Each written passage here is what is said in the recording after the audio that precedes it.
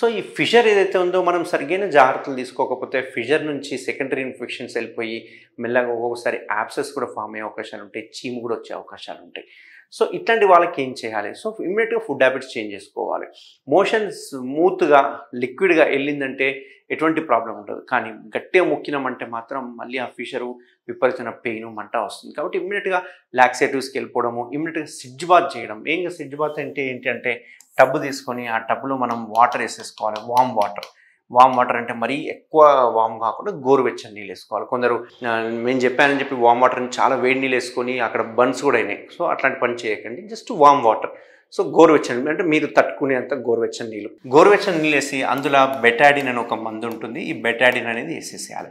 So ఈ Betadine చాలామంది Betadine కాకుండా డెటాల్ వేస్తూ ఉంటారు. బట్ ఈ డెటాల్ వేయడం వల్ల ఇరిటేషన్ ఉంటుంది, మళ్ళీ అక్కడ ఇచ్చింగ్ వస్తుంది, కొంతసారికి పడకపోతే కనుక స్కిన్ అలర్జీ వస్తుంది. బట్ బెటాడినే వేయాలి. ఎటువంటి పర్సెంట్ డెటాల్ కానీ ఫినాయిల్ కానీ ఇట్లాంటివి వేయదు, ఓన్లీ బెటాడిన్ వేయాలి. సో ఈ బెటాడిన్ వేసి ఒక 2 నుంచి 3 చెంచాలు బెటాడిన్ వేసేసుకొని అందులో కూర్చోవాలి. కూర్చున్న తర్వాత మోషన్ ఎలా అయితే పట్టుకొని వదులుతామో అట్లాంటి moment squeeze in squeeze out చేస్తూ ఉండాలి. అప్పుడు ఆ మందు కానీ వేడి నీళ్ళు కానీ లోపలంతా వెళ్ళి క్లీన్ చేస్తుంటుంది. అంతేకాకుండా అక్కడ మజిల్ స్పాజంలోకి వెళ్ళిపోతుంది.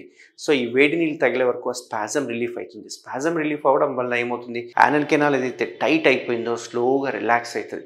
అట్లా రిలాక్స్ అయినప్పుడు మనకు పెయిన్ తగ్గుతుంది అండ్ నెక్స్ట్ డే మోషన్ కూడా ఫ్రీ అవుతుంది అన్నట్టు. సో ఎవరైనా ఫిషర్ వస్తే ఫస్ట్ ఈ పని చేస్తే వాళ్ళకు కొంచెం పెయిన్ రిలీఫ్ ఉంటుంది. బట్ ఇది మరి పర్మనెంట్ సొల్యూషన్ అంటే పర్మనెంట్ సొల్యూషన్ కాదు, ఇది ఓన్లీ టెంపరీ సొల్యూషన్. అంటే ఈ మందానికి ఈ టైంకి మీకు పెయిన్ రిలీఫ్ అవుతుంది, కొంచెం బ్లీడింగ్ ఆగిపోతుంది అండ్ లాక్సేటివ్స్ వాడడం వల్ల కొంచెం ప్రాబ్లమ్ సాల్వ్ అవుతుంది.